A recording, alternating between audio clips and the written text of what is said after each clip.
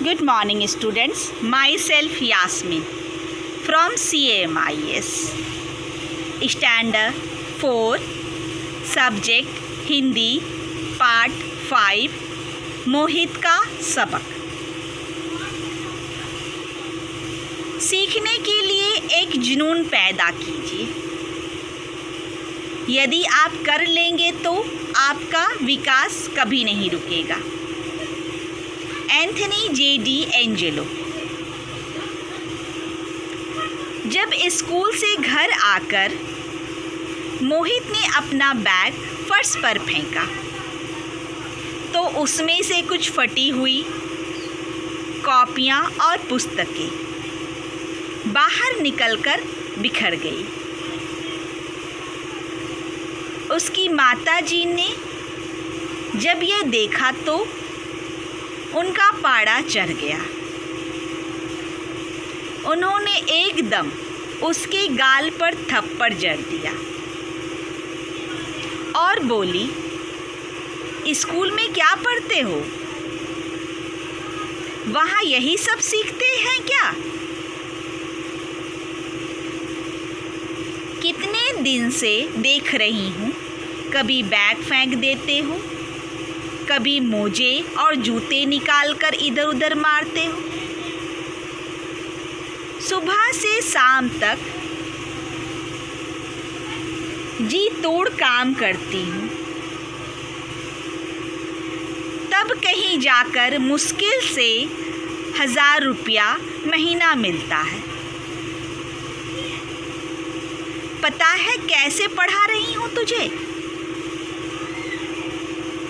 देखो तो सही क्या हालत बनाई हुई है कॉपी किताबों की। शर्म नहीं आती है क्या? मोहित की ऐसी आदतों से उसकी माताजी बहुत परेशान थी। मोहित के पिताजी एक हादसे में मृत्यु हो गई थी। घर का गुजारा बड़ी मुश्किल से चल रहा था। उसकी माताजी को यह चिंता भी रहती थी कि मोहित पढ़ाई में कोई रुचि नहीं लेता था।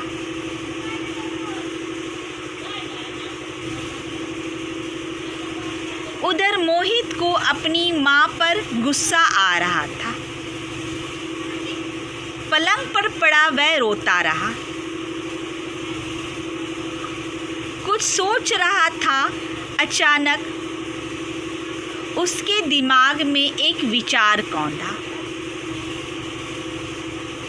क्यों ना मैं पास वाले शहर में अपने दोस्त दीपक के पास चला जाऊं। बस फिर क्या था, वह माँ के घर से निकलने का इंतज़ार करने लगा और जैसे ही वह पड़ोस में किसी काम से गई, वह चुपके से घर से बाहर निकल गया और बड़े बड़े कदम बढ़ता हुआ चलने लगा। कुछ देर बाद मोहित की माताजी घर आ गई। जब उन्हें मोहित कहीं नज़र नहीं आया तो वे उसे ढूंढने लगी। फिर उन्होंने सोचा कि वह अपने किसी दोस्त के पास गया होगा। थोड़ी देर में आ जाएगा।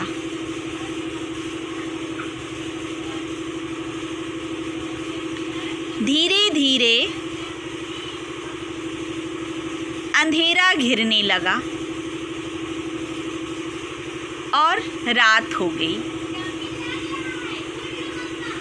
मोहित अभी तक नहीं लौटा था। उसकी माँ की चिंता बढ़ने लगी। उधर मोहित अभी दीपक के घर वाली गली में दाखिल हुआ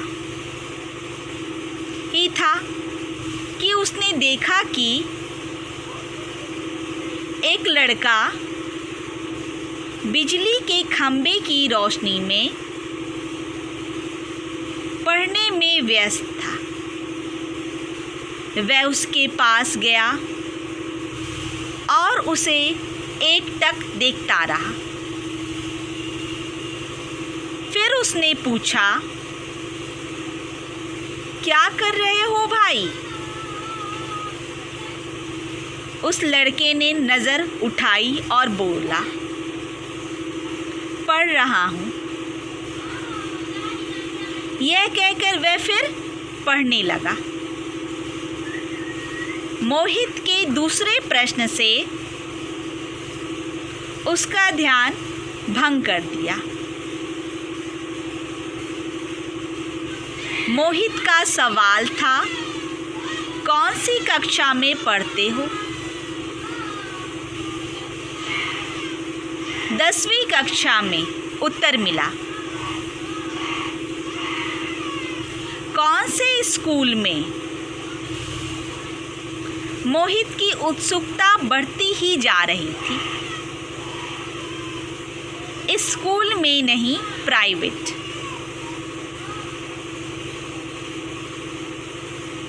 वह लड़का कुछ और पढ़ना चाहता था, लेकिन मोहित की सवालों ने उसका मन उचाट कर दिया। वह अपनी पुस्तकें समेटने लगा। उसका प्रतिदिन रात को 10:30 बजे तक पढ़ने का नियम था। बातों बातों में मोहित को यह पता चल गया कि उस लड़के के माता पिता नहीं हैं। वह साइकिल की एक दुकान पर मरम्मत का काम करता है। मोहित ने उसे और भी कई बातें की।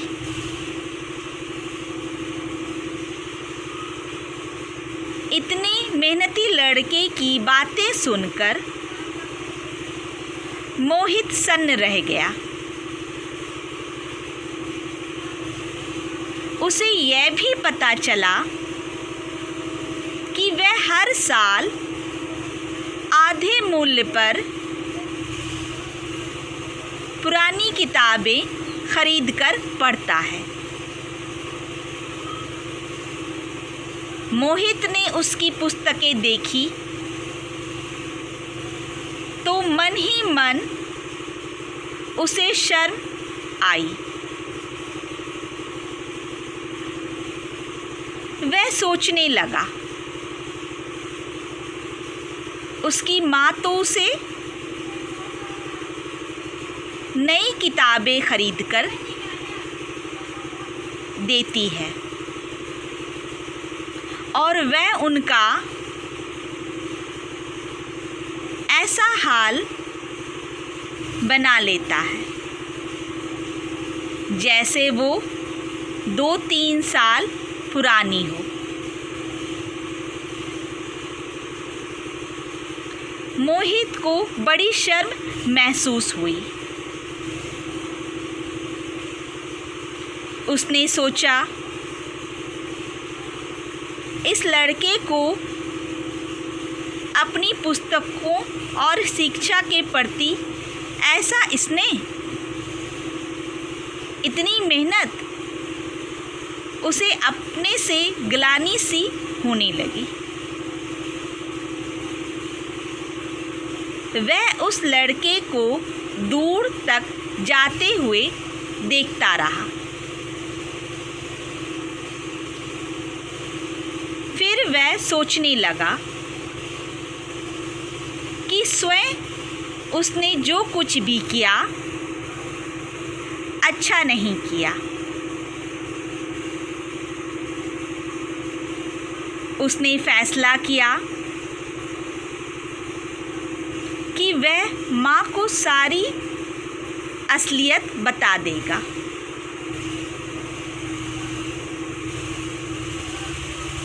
और माफ़ी मांग लेगा। अब वह अपनी किताबें भी संभाल कर रखेगा। उसकी कोई भी चीज़ इधर उधर नहीं बिखरेगी।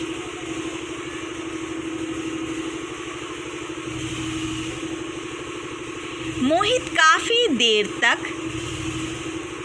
यही सब सोचता रहा। हालांकि एक बारगी उसका मन हुआ भी कि वह सामने दिख रहे दीपक के घर की घंटी बजा दे, लेकिन ना जाने क्यों क्या सोचकर उसने ऐसा नहीं किया। अब उसके कदम तेजी से पीछे की तरफ लौट रहे थे,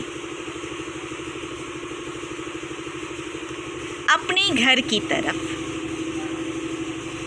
उसे अपने गलत होने का एहसास हो चुका था। तो इस पाठ से हमें क्या शिक्षा मिलती है? इस पाठ से हमें यह शिक्षा मिलती है कि हमें बड़ों की बातों को सुनना और समझना चाहिए। हमें अपने माता पिता का आभारी होना चाहिए कि वो हम लोगों को अच्छी शिक्षा दे रहे हैं, इस काबिल बना रहे हैं कि हम लोग सही और गलत का फैसला ले सकें। तो इसका शब्दार्थ क्या है? मुश्किल, कठिन, जटिल, उत्सुकता, जिज्ञासा, शर्म करना, आना, लज्जित होना, दाखिल होना, अंदर जाना, उचाट, मन हटाना, ग्लानि, पश्चाताप। तो आज का होमवर्क क्या है? आज का होमवर्क है कठिन शब्द एवं शब्दार्थ लिखने का अभ्यास करना और उसे याद करना। Thank you.